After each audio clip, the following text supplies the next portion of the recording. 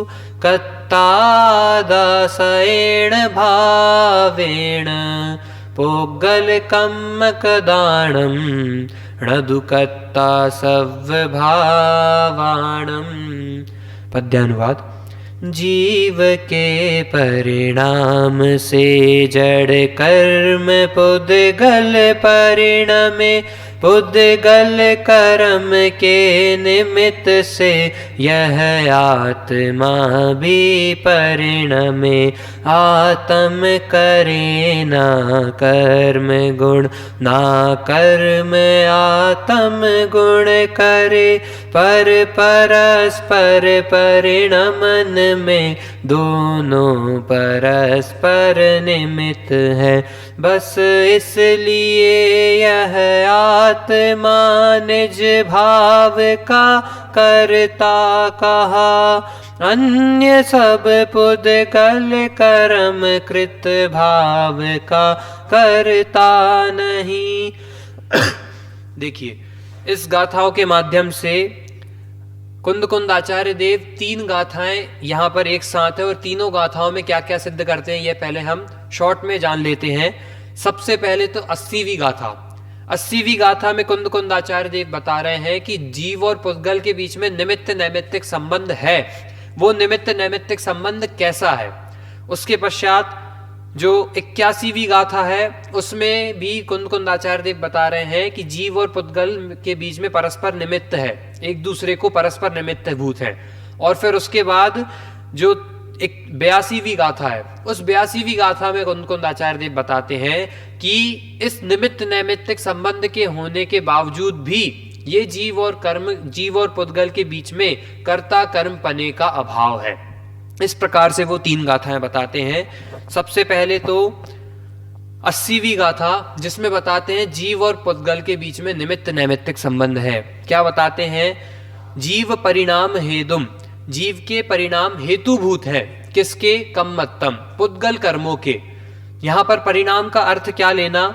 यहां पर परिणाम का अर्थ लेना कि जीव जो भी पर्याय करता है वो जीव के परिणाम, वो जीव के भाव, वो जीव के परिणाम यहाँ पर उस पुद्गल कर्म के हेतु हैं। कौन से भाव, कैसे भाव? तो रागादि भाव, मिथ्यात्वादि भाव।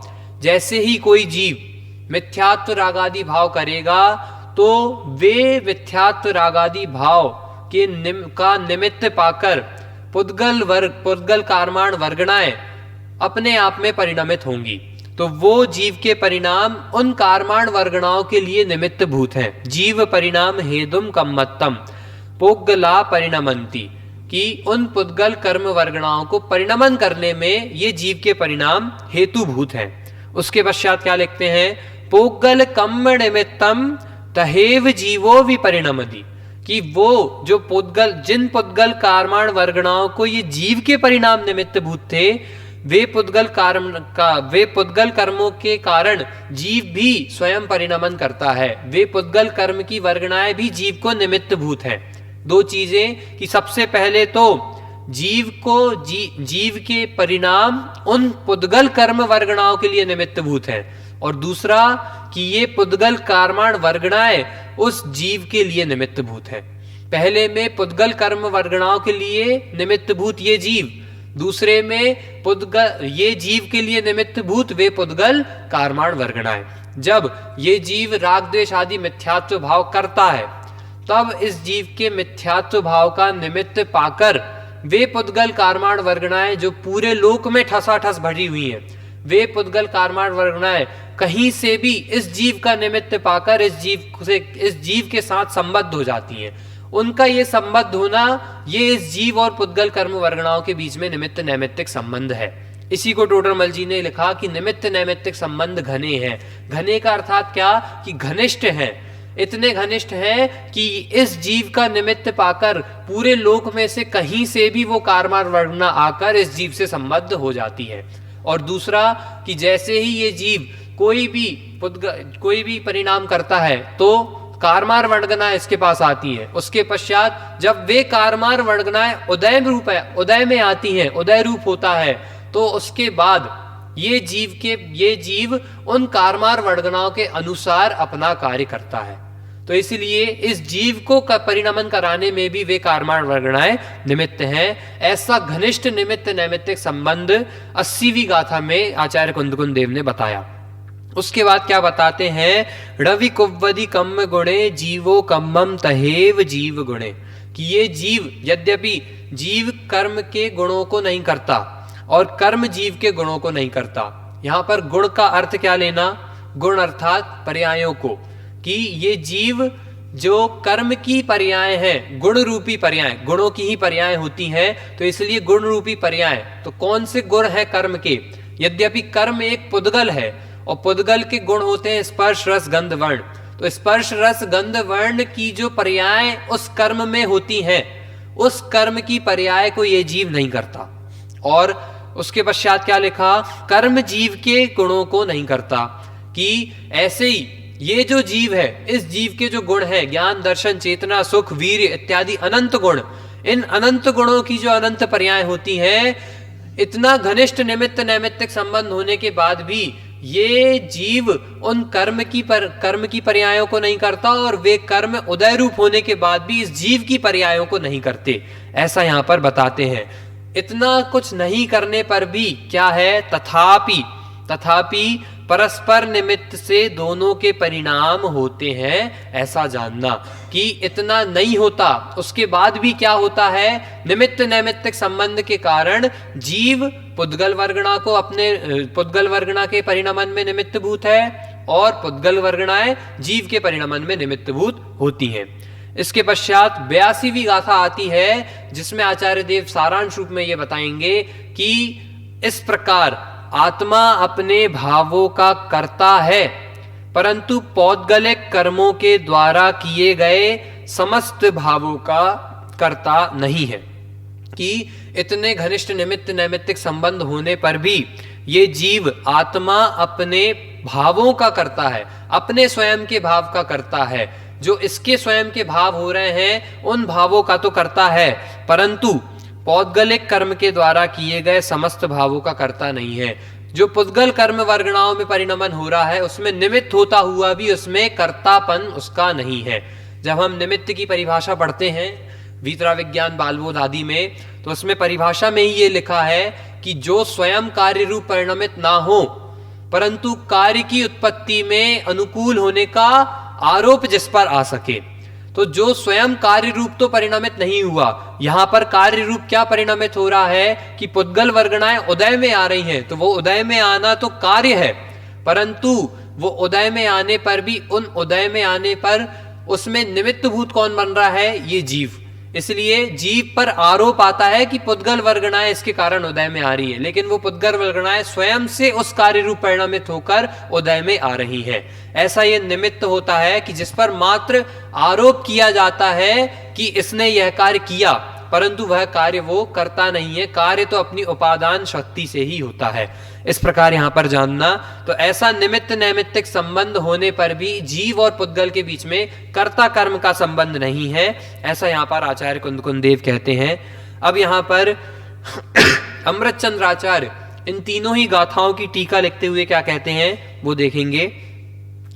जीवों के परिणामों को निमित्त करके पुद्गल कर्म रूप परिणमित होते हैं और पुद्गल कर्म को निमित्त करके जीव भी परिणमित होते हैं। यह हमने गाथाओं के सामान्य अर्थ में देखा। इसके पश्चात इसका और क्या खुलासा करते हैं। इस प्रकार जीव के परिणाम के और पुद्गल के परिणाम के परस्पर हेतुत्व का उल्लेख होने पर भी दो चीजों का हेतु का उल्लेख बताया। कौन कौन से, जो पहले बताया कि पहला उल्लेख हेतु का किसका, ये जीव है उन पुद्गल वर्गणाओं को हेतुभूत परिणमन कराने में, ये पहला। और दूसरा क्या कि वो पुद्गल वर्गणाएं इस जीव के परिणमन कराने में हेतुभूत। ऐसे दो चीजों में हेतुभूतपना बताया। तो इस प्रकार जीव के परिणाम के और पुद्गल के परिणाम के परस्पर हेतुत्व का उल्लेख होने पर भी, ऐसा हेतुपना निमित्त नैमित्तिक संबंध होने पर भी जीव और पुद्गल में परस्पर व्याप्य व्यापक भाव का अभाव होने से, अभी पीछे जो 75 से 79 तक की हमने गाथाएं पढ़ी थी, उन गाथाओं में यह सिद्ध किया था कि व्याप्य व्यापक पना जहां तक नहीं होता वहां पर कर्ता कर्म पना का अभाव होता है। इसीलिए व्याप्य व्यापकपना आवश्यक है, और व्याप्य व्यापकपना एक ही द्रव्य में होगा, यह भी नियम है। और निमित्त नैमित्तिकपना दो द्रव्यों के बीच में होगा, एक द्रव्य में नहीं होगा, यह भी नियम है। इसलिए कर्ता कर्मपना होने के लिए जीव और पुद्गल को एक होना पड़ेगा। यदि जीव और पुद्गल अलग अलग हैं तो उनके बीच में कर्ता कर्मपना नहीं हो सकता, निमित्त नैमित्तिकपना ही हो सकता है। इस प्रकार से व्याप्य व्यापकपने का अभाव होने से जीव को पुद्गल परिणामों के साथ और पुद्गल कर्म को जीव परिणामों के साथ कर्ता कर्मपने की असिद्धि होने से, चूंकि आचार्य देव ने इससे पहले वाली गाथाओं में यह सिद्ध कर चुके हैं कि व्याप्य व्यापकपना का जीव और पुद्गल के बीच में अभाव है, इस कारण से उनमें कर्ता कर्मपना नहीं है। लेकिन फिर भी यदि किसी जीव को इनके बीच में इतना घनिष्ठ निमित्त नैमित्तिक संबंध देखकर यह शंका हो जाए कि हो सकता है कि इनमें कर्ता कर्मपना हो, क्यों? क्योंकि हम सामान्यतः व्यवहार में तो यही देखते हैं कि कर्ता कर्मपना हमें दिखाई देता है। हम अपने शरीर को और आत्मा को अलग अलग मानते हैं, अलग अलग कहते हैं, उसके बाद भी शरीर के सारे परिणमन तब तक ही होते हैं जब तक आत्मा है। तो इसका मतलब तो यही हुआ कि आत्मा शरीर के परिणमन करा रहा है। क्यों? क्योंकि यदि आत्मा शरीर के परिणमन नहीं करा रहा होता तो जो मृत शरीर पड़ा हुआ है, मुर्दा शरीर पड़ा हुआ है, उस शरीर में परिणमन क्यों नहीं हो रहा? वो शांति से क्यों पड़ा है? अगर आत्मा शरीर का परिणमन नहीं करा रहा है तो उस मृत शरीर के भी हाथ पैर आदि हिलने चाहिए, परंतु वे नहीं हिलते। इससे यह देखकर यदि किसी को शंका हो जाए कि इस शरीर का परिणमन भी यह जीव ही कराता है, इसलिए इनमें कर्ता कर्मपना है, इस चीज के निवारण के लिए आचार्य देव यहाँ पर इन तीन गाथाओं के माध्यम से बताते हैं कि निमित्त नैमित्तिक संबंध इन जीव और पुद्गल के बीच में है, परंतु कर्ता कर्मपना नहीं है। क्यों? क्योंकि जीव और पुद्गल के बीच में व्याप्य व्यापकपना नहीं है। व्याप्य व्यापकपना ना होने के कारण ना तो जीव पुद्गल में व्याप रहा है और ना ही पुद्गल जीव में व्याप रहा है, इसलिए इसमें कर्ता कर्मपना नहीं है, मात्र निमित्त नैमित्तिक संबंध ही है, ऐसा ये बता रहे हैं। और इसलिए जीव को पुद्गल परिणामों के साथ निमित्त नैमित्तिक संबंध होने से कर्ता कर्मपने का अभाव है, साथ ही पुद्गल कर्म को भी जीव परिणामों के साथ मात्र निमित्त नैमित्तिक संबंध होने से कर्ता कर्मपने का अभाव है। और जो हमने नियम भी देखा कि निमित्त नैमित्तिक संबंध दो द्रव्यों में होता है और कर्ता कर्म संबंध एक द्रव्य में होता है, इससे भी यह सिद्ध हो जाता है कि यदि निमित्त नैमित्तिक संबंध जीव और पुद्गल के बीच में है तो कर्ता कर्म संबंध नहीं हो सकता, और यदि कर्ता कर्म संबंध जीव और पुद्गल के बीच में होता तो निमित्त नैमित्तिक संबंध नहीं होता। इसलिए यहाँ पर आचार्य देव ने एक प्रकार से निमित्त नैमित्तिक संबंध इन दोनों के बीच में सिद्ध करके भी यही सिद्ध किया है कि इन दोनों के बीच में कर्ता कर्म संबंध का अभाव है। इसलिए यहाँ पर आचार्य देव लिखते हैं कि कर्ता कर्मपने की असिद्धि होने से, मात्र निमित्त नैमित्तिक भाव का निषेध ना होने से, मात्र निमित्त नैमित्तिक भाव का निषेध ना होने से अर्थात निमित्त नैमित्तिक संबंध के होने से परस्पर निमित्त मात्र से ही दोनों के परिणाम होते हैं। इन दोनों के परिणाम निमित्त मात्र से होते हैं, ये दोनों एक दूसरे को निमित्त भूत हैं, लेकिन उसके बाद भी इन दोनों में कर्ता कर्मपने का अभाव है। इसके पश्चात आचार्य देव दो उदाहरण यहाँ पर देते हैं, मिट्टी का और कपड़े का। उन उदाहरणों को देखेंगे कि पहला उदाहरण तो क्या देते हैं, जिस प्रकार मिट्टी द्वारा घड़ा किया जाता है उसी प्रकार अपने भाव से अपना भाव किया जाने के कारण जीव अपने भाव का कर्ता कदाचित होता है। कि जिस प्रकार मिट्टी से घड़ा किया जाता है, अर्थात घड़ा रूपी पर्याय मिट्टी के द्वारा स्वयं ही बनती है, उस घड़े को उत्पन्न करने में उपादान रूप मिट्टी ही होती है, अन्य नहीं। कुम्हार आदि मात्र उसमें निमित्त होते हैं, चाक भी उसमें निमित्त होता है, वो कीली भी उसमें निमित्त होती है, लेकिन उसमें जो व्याप्ति है, जो निरंतर उसमें व्याप्ति है, वो मिट्टी ही उस घड़े रूपी कार्य की कर्ता होती है और वह घड़ा रूप कार्य उसका कर्म होता है। इसलिए मिट्टी और घड़े के बीच में कर्ता कर्म संबंध है। उसी प्रकार अपने भाव से अपना भाव किया जाने के कारण जीव अपने भाव का कर्ता कदाचित होता है, कि ये जीव अपने भावों से ही अपने भाव करता है। जो जीव को भाव होते हैं वे जीव के स्वयं के भाव हैं। इसलिए इस जीव के स्वयं के भाव ही ये करता है और मात्र उन भावों का ही करता होता है। पुद्गल कर्म रूपी जो वर्गणाएं हैं उनका करता यह जीव नहीं होता। परंतु यहां पर आचार्य देव एक शब्द लिखते हैं, जो हम संस्कृत से भी देखें तो आचार्य देव वहां पर लिखते हैं स्वभावस्य कर्ता कदाचित स्यात्। कदाचित शब्द यहां पर लिखा है आचार्य देव ने कि जीव अपने भाव का कर्ता कदाचित होता है। कदाचित अर्थात क्या? तो कदाचित का अर्थात किसी अपेक्षा से होता है, सर्वथा नहीं होता। क्योंकि जैन दर्शन भी एक अनेकांतवादी दर्शन है, तो अनेकांतवादी दर्शन होने के कारण भी इस दर्शन में सर्वथा कुछ भी नहीं परंतु कदाचित होता है, किसी अपेक्षा से होता है, अपने भावों का भी करता। क्योंकि यहां पर अज्ञानी जीव की बात है, तो अपने भाव अर्थात कौन से भाव? तो रागादि मिथ्यात्वादी भाव। यदि आचार्य देव इसको कदाचित ना लिखकर मात्र ये लिख देते कि जीव इस अपने भावों का कर्ता सर्वथा होता है, तो अज्ञानी जीव के जो रागादि मिथ्यात्वादी भाव होते हैं, वे रागादि मिथ्यात्वादी भाव उसके निरंतर होते रहते, वे कभी नष्ट नहीं होते, क्योंकि वे उसका कर्ता सर्वथा होता। इसलिए यहां पर आचार्य देव कदाचित लिखते हैं, और कदाचित अर्थात किसी अपेक्षा से। अब वो अपेक्षा कौन सी है? वो अपेक्षा आचार्य जयसेन अपनी तात्पर्य वृत्ति टीका में उसको बताएंगे, वो हम तब देखेंगे जब उनका अनुशीलन में से हम लेंगे। अभी यहां पर मात्र इतना समझना कि किसी अपेक्षा से यह जीव उसका कर्ता होता है। और फिर उसके बाद क्या लिखते हैं? किंतु जिस प्रकार से मिट्टी से कपड़ा नहीं किया जा सकता, उसी प्रकार अपने भाव से पर भाव का किया जाना अशक्य होने से जीव पुद्गल भावों का कर्ता तो कदापि नहीं हो सकता। कि मिट्टी से घड़ा तो बन सकता है परंतु मिट्टी से कपड़ा नहीं बन सकता। इसी तरह ये जीव अपने भावों का कर्ता तो होता है, अपने रागादि मिथ्यात्वादी भावों का कर्ता होता है, परंतु ये जीव अन्य परभावों का कर्ता नहीं होता। अन्य परभावों का अर्थात परभावों का अर्थात पुद्गल कर्म के भावों का, पुद्गल कर्म के भाव अर्थात पुद्गल कर्म के परिणामों का, अर्थात उसकी पर्यायों का, उसके गुणों के द्वारा जो पर्याय हो रही हैं, स्पर्श रस गंध रूप वर्ण रूप जो पर्याय हो रही हैं, उन पर्यायों का कर्ता ये जीव नहीं होता। इस प्रकार से यहाँ पर कर्ता कर्म पने का अभाव पुद्गल और जीव के बीच में किया है। उसी प्रकार अपने भाव से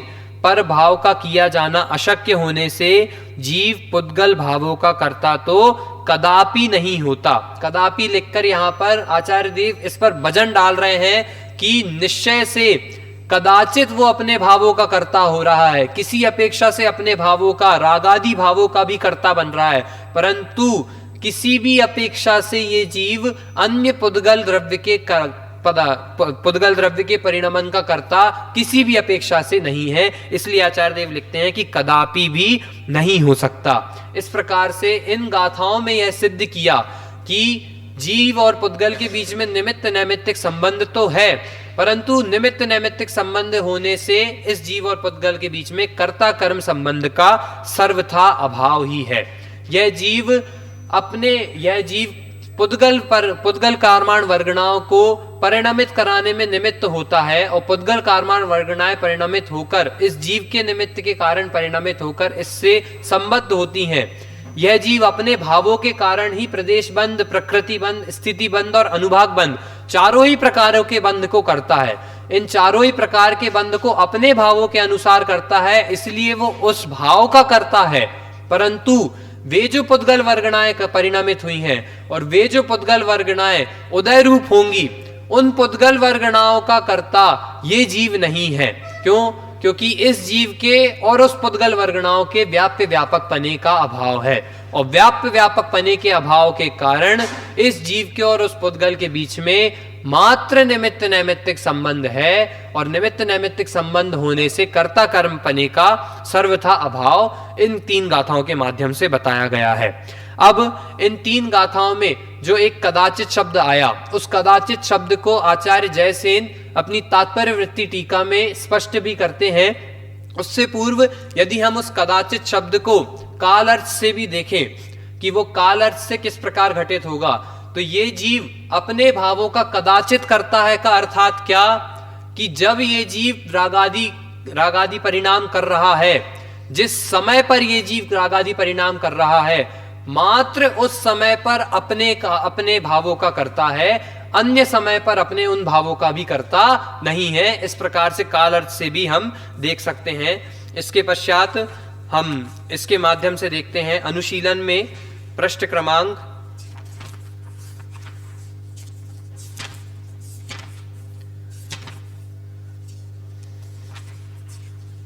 अनुशीलन में पृष्ठ क्रमांक 77।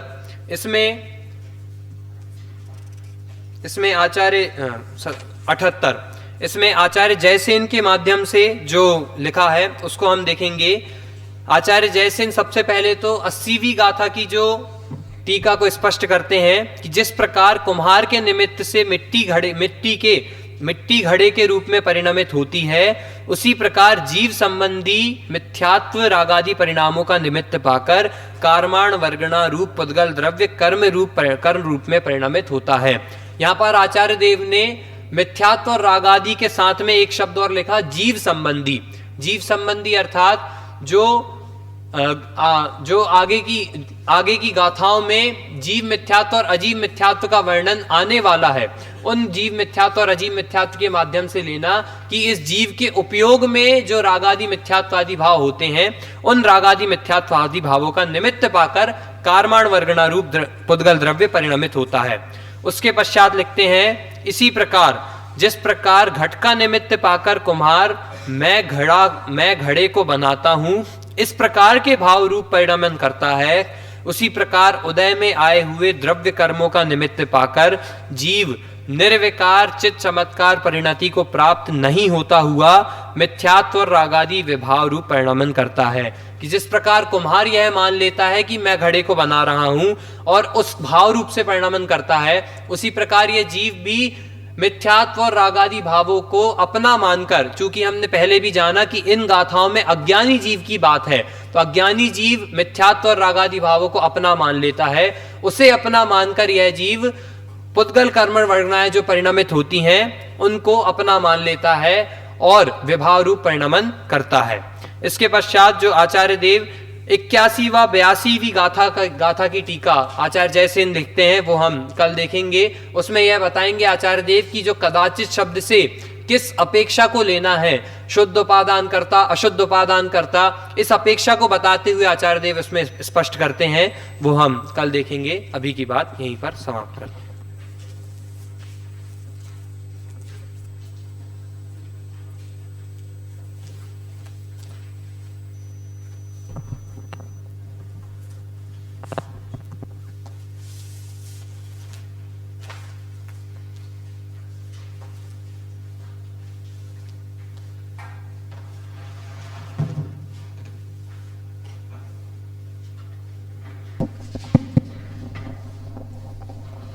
अभी हम सभी ने शास्त्री तृतीय वर्ष के विद्यार्थियों के प्रवचन के क्रम में सहज जैन छिंदवाड़ा इनका प्रथम दिन का प्रवचन सुन रहे थे।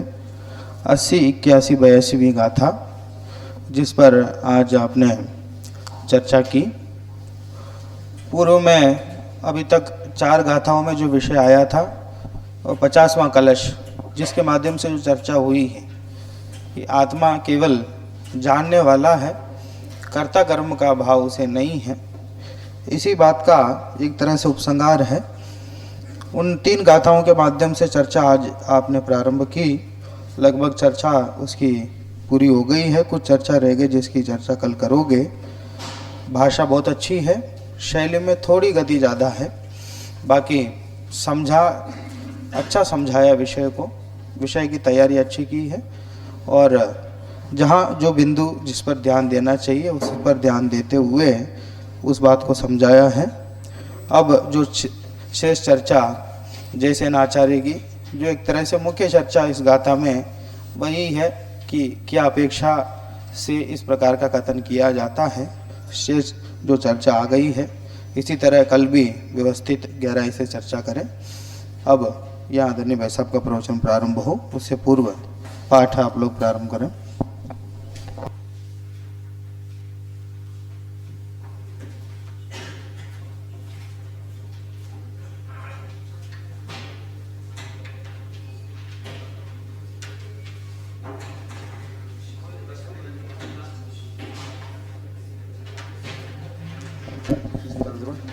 हेलो। 130वीं गाथा का पद्य अनुवाद 129 से पढ़ेंगे। अज्ञानमय परिणाम से परिणाम हो अज्ञानमय, बस इसलिए अज्ञानियों के भाव हो अज्ञानमय। स्वर्ण निर्मित कुंडलादि स्वर्णमय ही हो